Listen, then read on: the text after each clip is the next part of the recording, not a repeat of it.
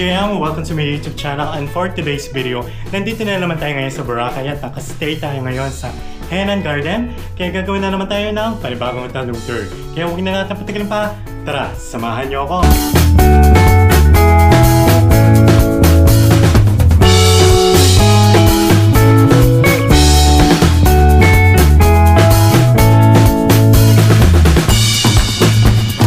So pagpasok natin sa ating hotel room, meron tayong whole body mirror dito.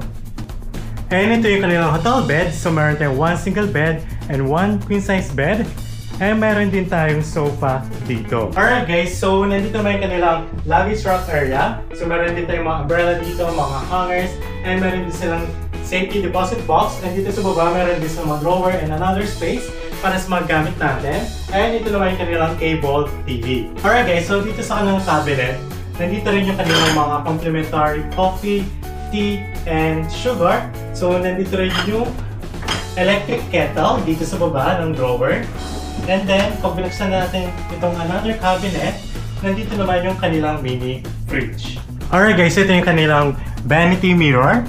And meron din tayong working desk dito.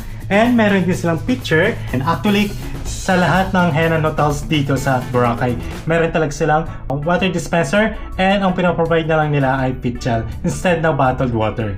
Alright guys, so yung pinaka-best part din ng ating hotel room ay meron tayong veranda, although nandito lang tayo sa may ground floor, and yung view natin dito ay yung kanilang garden.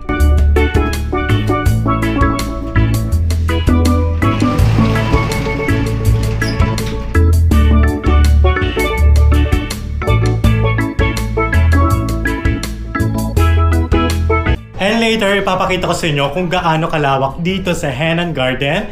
And meron din pala silang 4 na swimming pools. Meron din pala silang hinihingi na security deposit na 2,000 pesos na refundable naman upon check-out.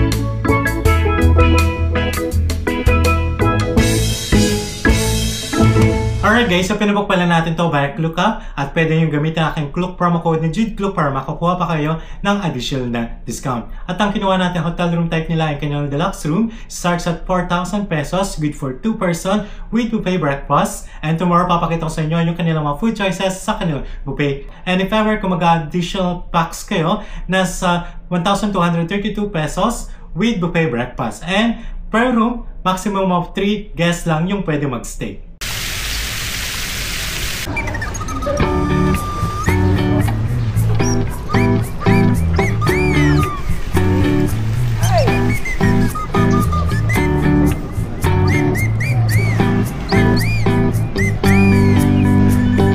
Alright guys, so lumabas muna tayo ng ating hotel room and ipapakita ko sa inyo kung gaano kalawak dito sa Henan Garden, and meron din pala silang 4 na swimming pools dito.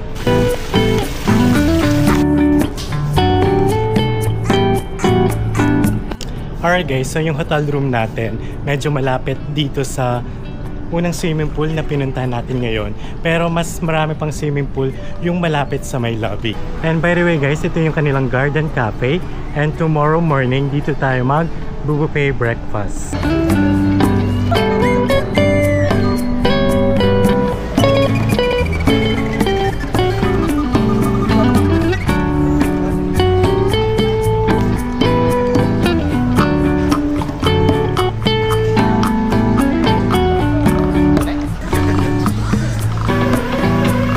Alright guys, so ito na yung pangalawang swimming pool dito sa Henan Garden, and katapatan niya mismo, ito pang isang swimming pool dito.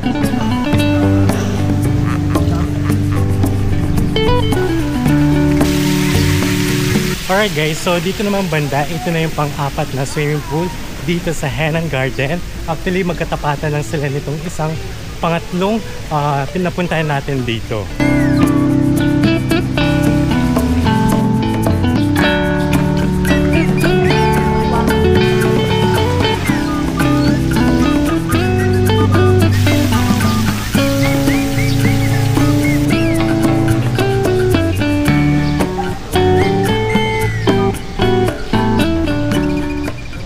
Ngayon naman guys, ang papakita ko sa inyo yung way papunta sa beachfront. So tara, samahan nyo ako.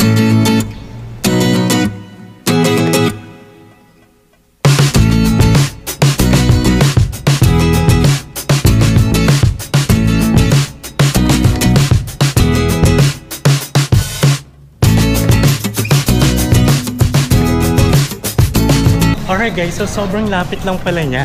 Nasa 1 minute and 39 seconds nung binidyohan natin mula sa hotel. And lalabas kayo dito sa may KFC. And kung pabalik naman kayo sa hotel, dito rin kayo papasok kung galing kayo dito sa beach. And by the way guys, meron din palang available dito na beach bed na exclusive lang sa Henan Garden Resort guests only.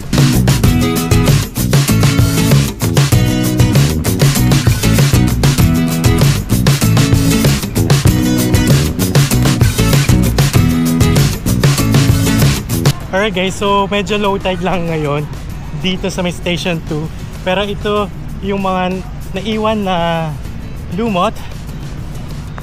And lalakad lang tayo ng konti dito. Kung napapansin nyo, low tide talaga. Medyo may init lang dahil ang oras ngayon ay 3 PM. And ipapakita ko sa inyo kung gaano kaganda pa rin dito kahit merong lumot.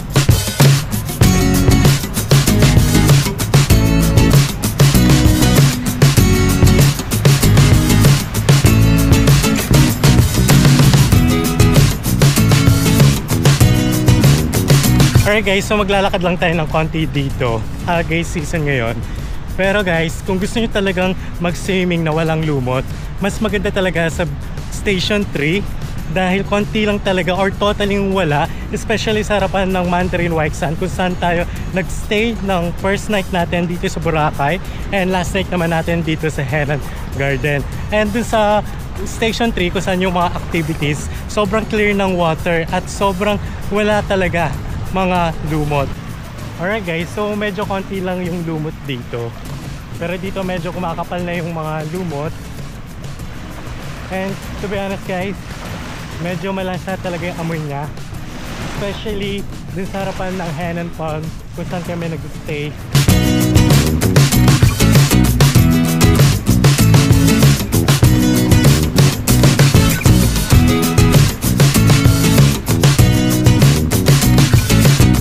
Alright guys, so nandito tayo ngayon sa tapat ng Henan Palm Resort.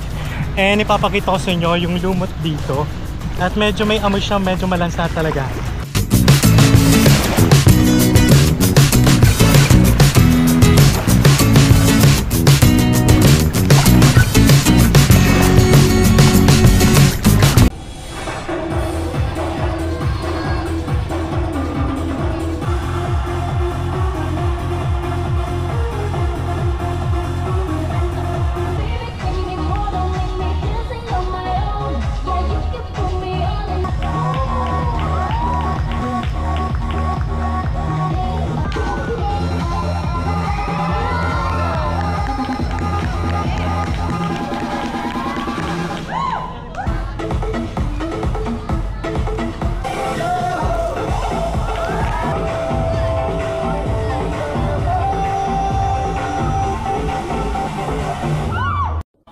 Hours later. Alright guys, so kahit gabi na, pero yung tubig nila hindi malamig. Pero di ako sure kung heated ba yung pool nila. Hindi rin masyadong malalim yung pool nila dahil kapag tumayo tayo, hanggang bewang lang natin. Alright. So, pwede talaga sa mga bata yung pool nila dito. And by the way guys, yung kanilang pool ay from 8 AM to 9 PM. Pero yung pool nila nasa gitna na pinakita ko sa inyo kanina hanggang 10 PM. Alright guys, so lipat muna tayo dito sa kabilang swimming pool. Pero sobrang dami nagsiswimming dito. Alright guys, so dito sa gitnang pool nila, heated siya dahil sobrang init ng tubig.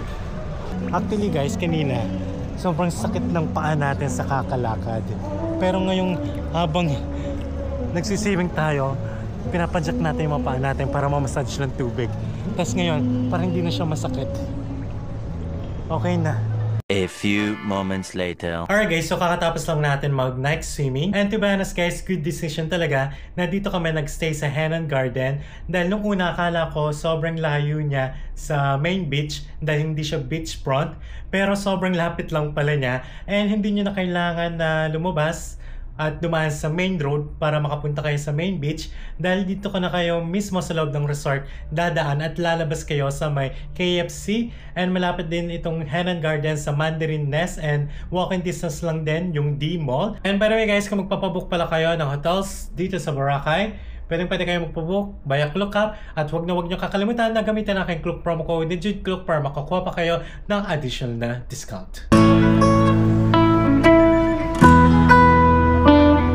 Good morning guys! So ngayon papunta tayo sa Garden Cafe para mag-buffet breakfast, and ipapakita ko sa inyo kung ano-ano yung food nila dito. Okay? So tara, samahan nyo ako.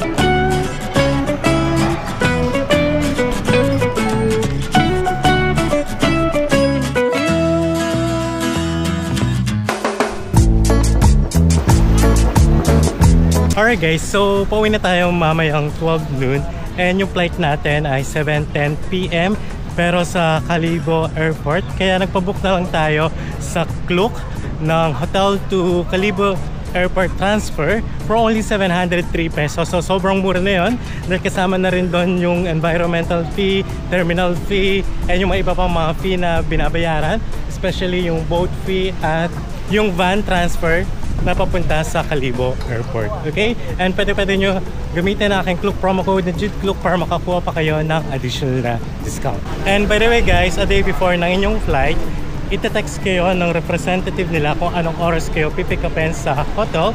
And yung flight namin nga ay 7:10 PM sa may Kalibo Airport.